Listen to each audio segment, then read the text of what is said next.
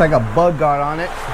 Show you what I mean. Sometimes this is like, you know what happens, little fly landed into it. No big deal. Fix that right now. Get some nice little tweezers and just carefully pluck a little out.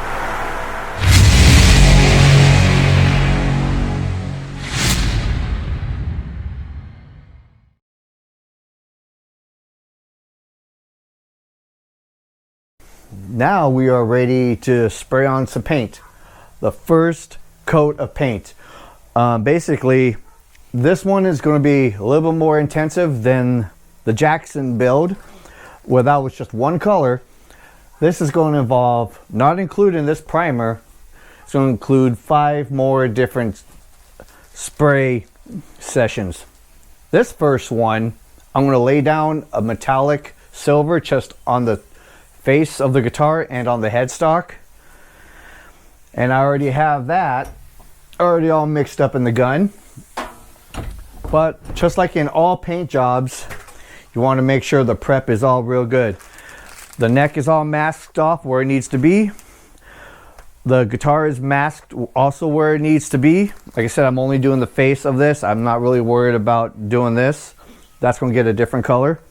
And I'll explain colors as I'm doing each phase. So I kind of don't want to give away too much on this.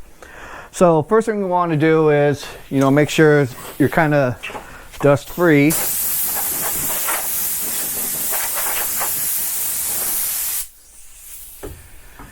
And I always like to have a tack rag just before every type of coat that's already dry.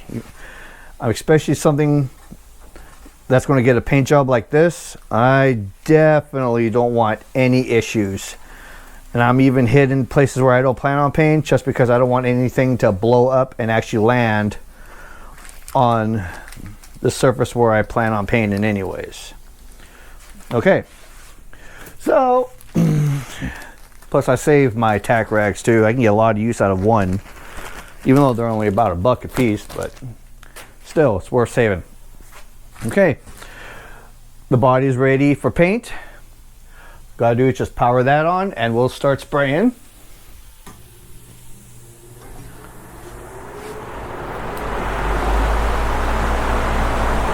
What I'm going to shoot first is the headstock, because it's just small and it's an easy test.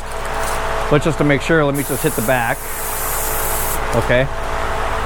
This is a metallic silver. Silvers, you kind of want to do like a light coat at first, because the pigments in it, if you put it on heavy, where I'm skilled enough to do everything in one good coat.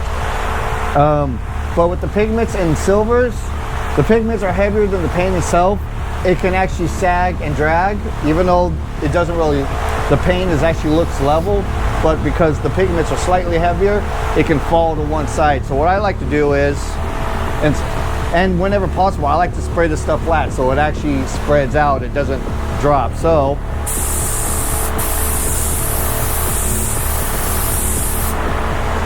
something like this, just to get started. By the way, I'm using a high quality polyurethane metallic paint. Similar to the same stuff they actually put on the stuff, so this stuff's gonna be rock hard. It's a 3-to-1 mixture with a catalyst. And the catalyst is what really makes it rock hard. What I'm basically doing is almost kind of dusting it a bit.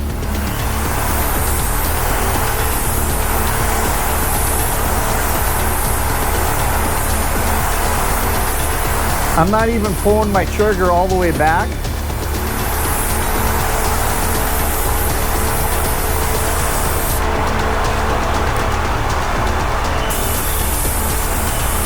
And I'm cross-hatching as well, just to avoid like any zebra striping.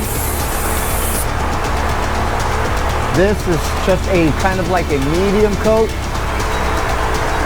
It needs more, obviously, because it is transparent. Some of the colors that are transparent where you tend to need to apply definitely more than one. Like I said, I'm skilled on where I can actually do things with one good coat. But some colors, it's iffy. Silvers is definitely one of them because of the metallic pigments. Yellows is a very transparent color. Usually you have to kind of do that in a multiple one. Reds are also somewhat transparent. And whites, because of whatever base you're putting on, if it's a darker base, it's harder to cover. So one good coat on that kind of stuff, you're going to tend to see have stuff sagging before it actually looks even.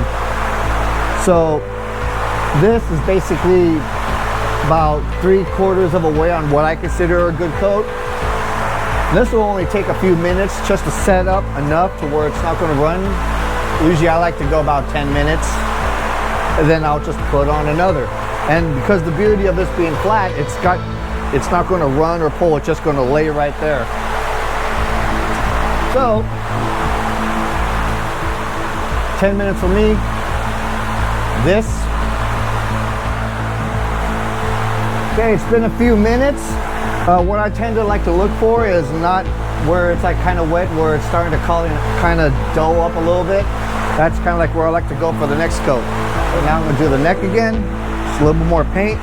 The good thing is because it's very tacky, it gives the next coat something to grab to without it falling all over the place. So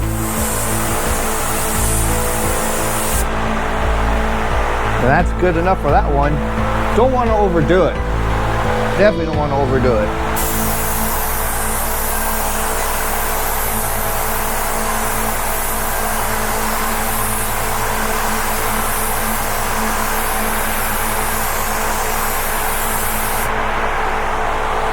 Also on this one, I want to actually put a little extra silver coat on this. So I may have to just do a light sand on it afterwards for the next phase.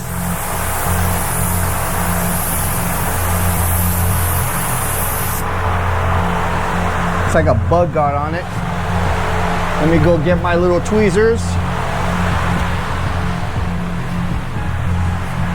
Show you what I mean. Sometimes this is like, you know what happens. Little fly landed into it. No big deal. Fix that right now. Get some nice little tweezers and just carefully pluck the little out. There you go.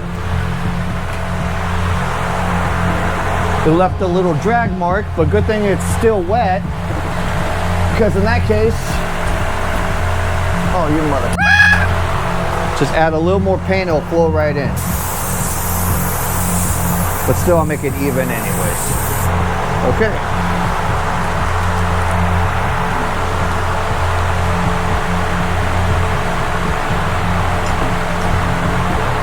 Again, I'm gonna wait a few more minutes, come back, and I'll even just do another one. Like I said, I want to build up this silver coat, especially now because of that little f***er. I want to go in there and just give me some extra paint just to kind of level it a little bit. This thing is going to lay flat anyways, but like I said, I want to do a little fine sanding after that for the next phase to give it a little bit, the surface a little bit of tooth for the next coat of what I'm going to do. So here we go. This is probably the final coat.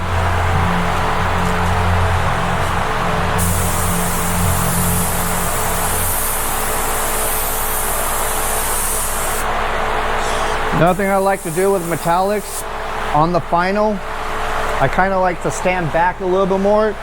It allows the spray pattern to widen, and it kind of dusts the metallics or the fine metallics more evenly.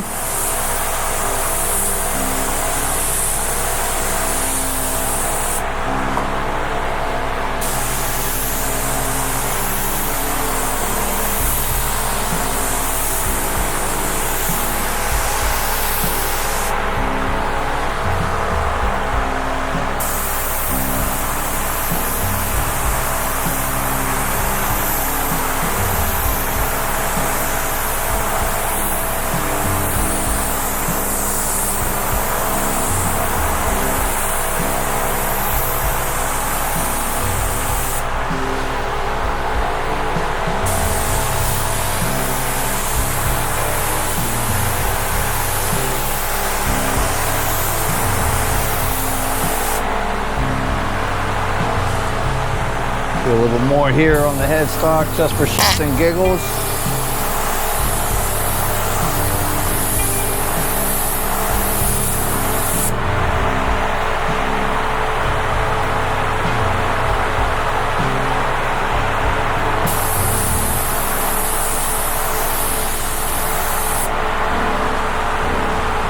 And that's good. And I still got a little bit of paint left, so might as well use it. Because you can't save this paint once you mix it.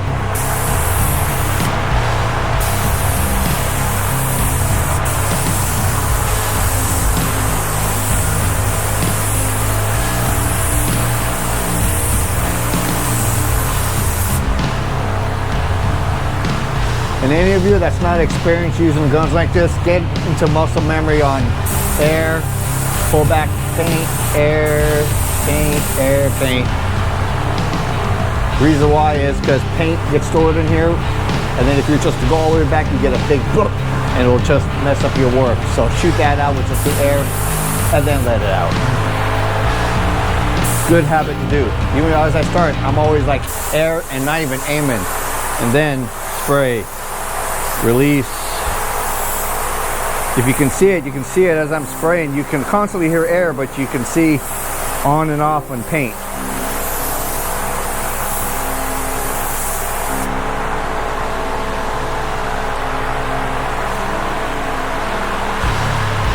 I think that's good. I don't think I need to apply anymore, which I'm not going to. So I'm going to leave that on for a little bit as the surface tacks up. Maybe for about a few hours. The reason why is just if anything else loose or flowing there, a little bit of dust, it will tend to go there and not settle on here. So we'll let this dry for a couple days. It's about 3 days to fully cure, but a couple of days I can work with it, and we're going to do the next phase. Now for this next step, what I'm going to do is I'm going to do just a very fine light sanding, because there's a couple of little bumps of like dust. It's a little orange pilly, but it ain't going to matter because it's going to get layered anyways. It's not that bad. I gotta actually say that the metallic looks pretty good. I don't know if this will pick it up, but anyways, what I'm going to do is I'm just going to knock down a couple bumps. I'm going to be using a piece of 1500 wet dry, but I'm not going to use wet. I'm not going to get a wet, just going to do it on the dry side. And it's just going to give me a little bit of tooth for the airbrush little graphic that I'm going to do. So sand, and I'm just doing like light pressure. I'm not trying to force it. I'm not trying to, you know, plane it flat, because I'm going to have my chance to really plane it flat is when the clear coat happens. This is just to get any little, like I said, there was a couple bumps of dust, and also just to give the airbrush paint something to grab to, and the other coating that's going after this. Oh, not too bad, not too shabby. And also on the headstock.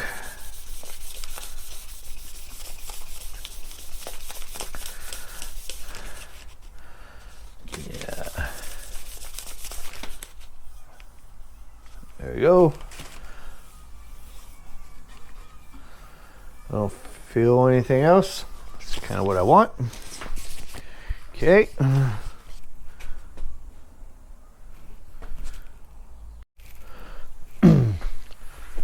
So now just gonna do a simple little blow off.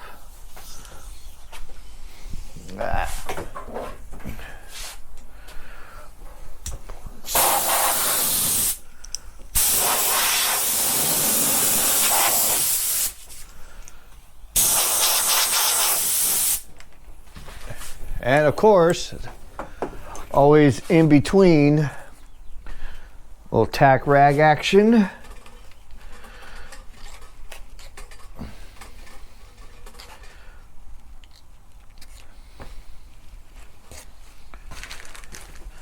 This paint fully cured already, so it's safe to go ahead and put an underpaint on it. And what I'm going to put on it is this Jacquard, whatever, airbrush color. It's a, what does it say? Metallic solar gold. It's actually a, I have a couple golds, and it's a darker gold. Let's put it that way. But what I'm going to do is I'm going to end up, the type of graphic I'm going to do, I'm not freehanding. And this is the fun part about like doing some graphics when it comes with airbrushing, is using that's lying around you can use as a stencil. So what I'm going to be using in this case, this is like, you know, those rubber non-slip mats. It's what I'm going to do on this.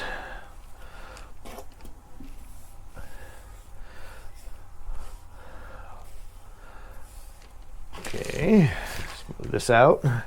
Trying to get this flat as I can.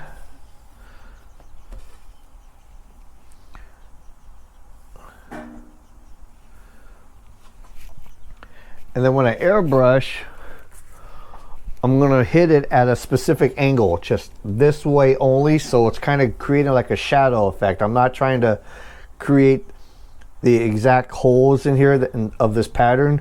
I just want to give it a shadow, like more heavier on one side, which would be everything facing me, because I'm blowing off the edge. So power up my little airbrush compressor, shake this up real good.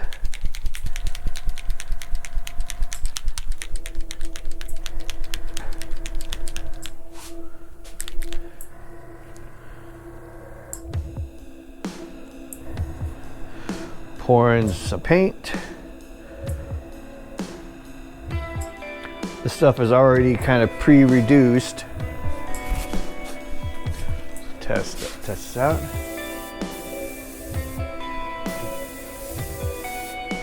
Okay. Add a little bit more in here. Here we go. And I'm actually going to be back away because I basically just want to fog it on. And I'm going to go very lightly. I want a hint of this stuff.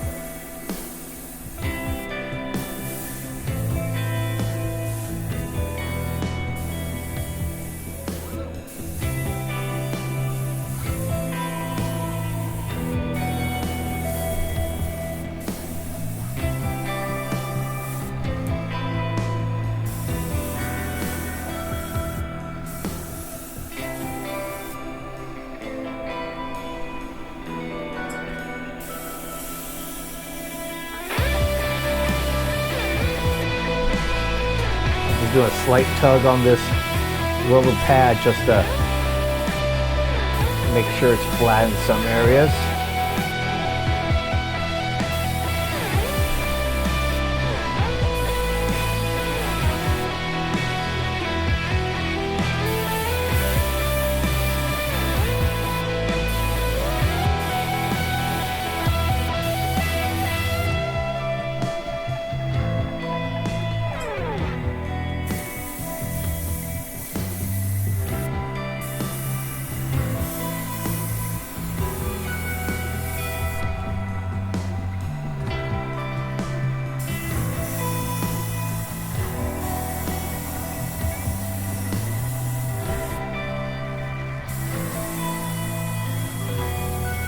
So everything I'm doing, I'm pointing in that direction, literally that direction. And I can see about how much I'm actually putting on by how much of the paint I see on here.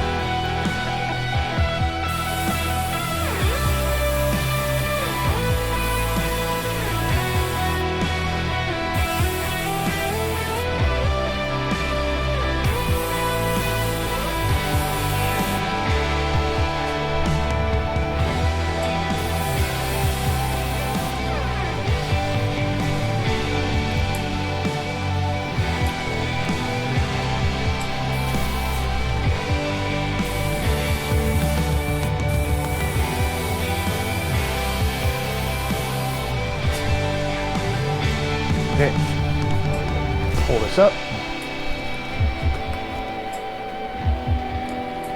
Yeah, I don't think you'll be able to see it on camera, but I can sure see it here. It's ever so slight and light. Just set my airbrush down in a safe place so it doesn't take a dump.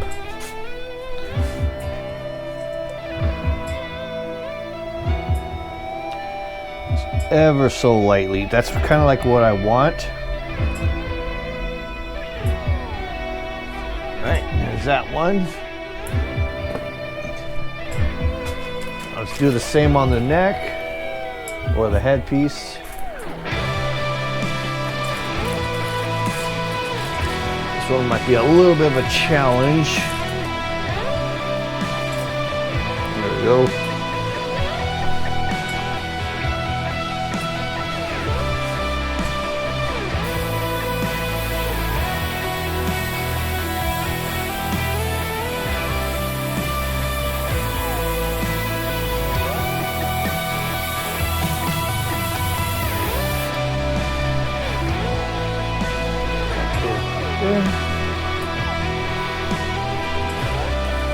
Oh yeah.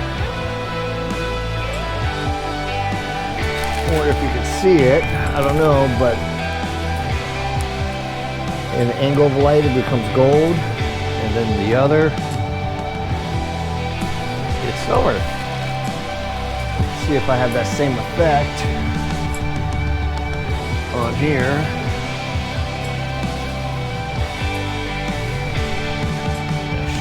I think you use a little bit more. Here's the hard part, trying to get it back on here.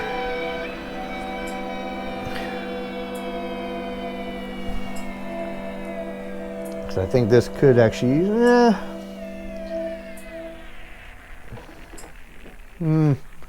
what? You know what I'm gonna do? I'm gonna go for it a little bit more heavier. So I kind of liked how the headpiece turned out. It was just a little heavier, so I'm gonna go for it. We call them happy accidents, you know, a little Bob Ross like.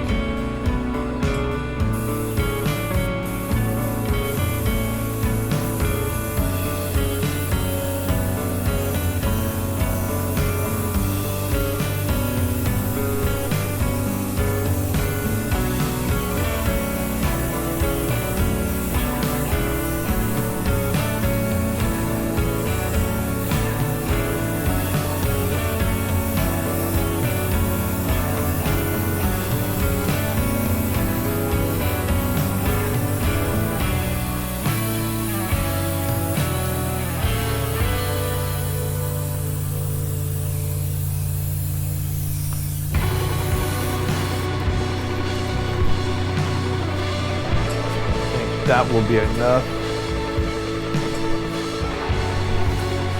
Oh yeah. Beautiful.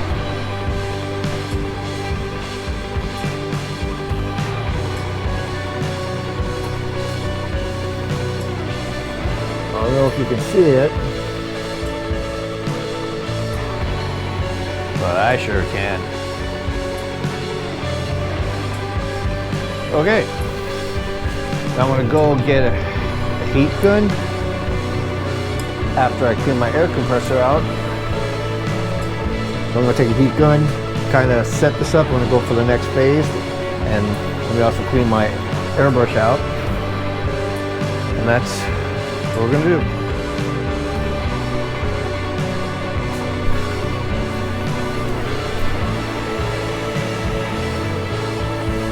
Now I'm gonna apply some heat. Only just to speed dry this up. This airbrush paint is a water base, and it's on there pretty light compared to the silver. So this is just so I can go ahead and dry it, and it'll be safe for the next step.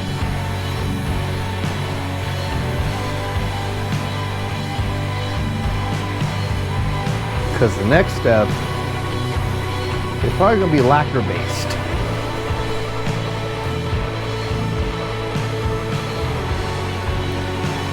This is going to be a fun one.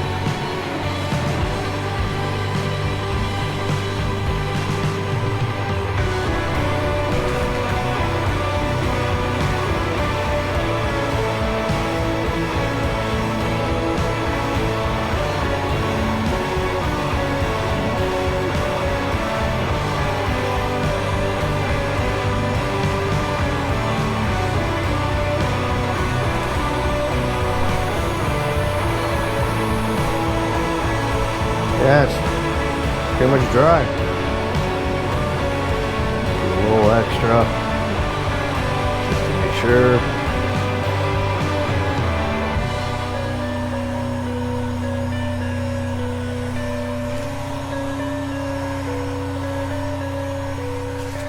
Okay. Set that aside.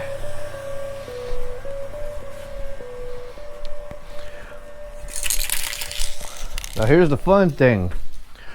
We're gonna put a candy coat on it. Originally, like I said in the first part, I was thinking of a blue. I changed my mind a little while ago. I'm going for a green. And what I'm gonna be using is this candy green, you know, made from House of Color. House of Color is they make great candy colors. This one, I happen to find that they come in an aerosol can, which is great. But let me explain a little bit about candy colors, if you're not familiar with them. Basically, what a candy color is a clear coat with a colored dye into it. That's what makes it transparent. It's a transparent color. There are 3 different ways you can order them. One is you can get already pre-made. It's basically, like I said, it's a clear with the color in it. The other one you can get is known as a candy concentrate. All that is think of it like food coloring. If you're gonna put food color in water would be like your clear coat, and the food coloring would be the candy concentrate. What you're basically doing is you're adding the candy concentrate, a little bit of whatever, into the clear paint of your choice. And then there's this option here, which they make that's already an aerosol. Because I'm only doing this, there was like no need for me. I could have bought a candy concentrate because I'm going to be using a clear anyways. I could use my own, but this comes out to be more cheaper than buying a candy concentrate. And I'm really only going to be using it for this, so I decided to save me a couple bucks and just go ahead and get the aerosol can. And one thing about using candy colors when you're painting with it, it's a must to do if you're not experienced. The reason why is because if you have overlaps, whatever, you know, wherever it's lighter and wherever it's heavier, it's not going to be even, because the more you layer on it, the deeper it's going to get. So it takes a little bit of practice. So it's basically what I'm going to do is I'm going to be staying kind of far away and kind of fogging it on evenly, kind of keep in mind on how much I put on, so that way this and this will match. But the more I put on, the deeper and darker it's going to get. So that's something else you got to pay attention to. So let me shake this up.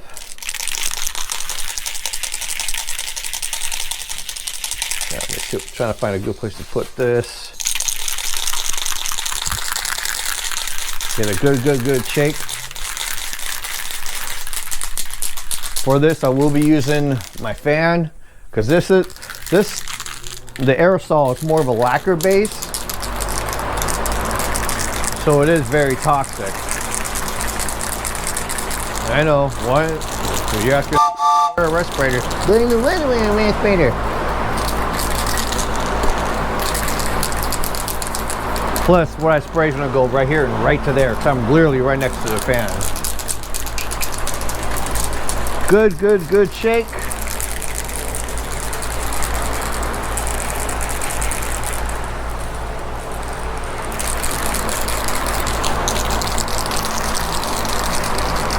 And basically, I'm going to be burying the gold that I just painted too. It's just going to be one of those weird little things. You got to look at it in a direction. It's kind of it'll be ghosted in basically. So do a little test spray somewhere. See how this. Okay. I'm going to go far away.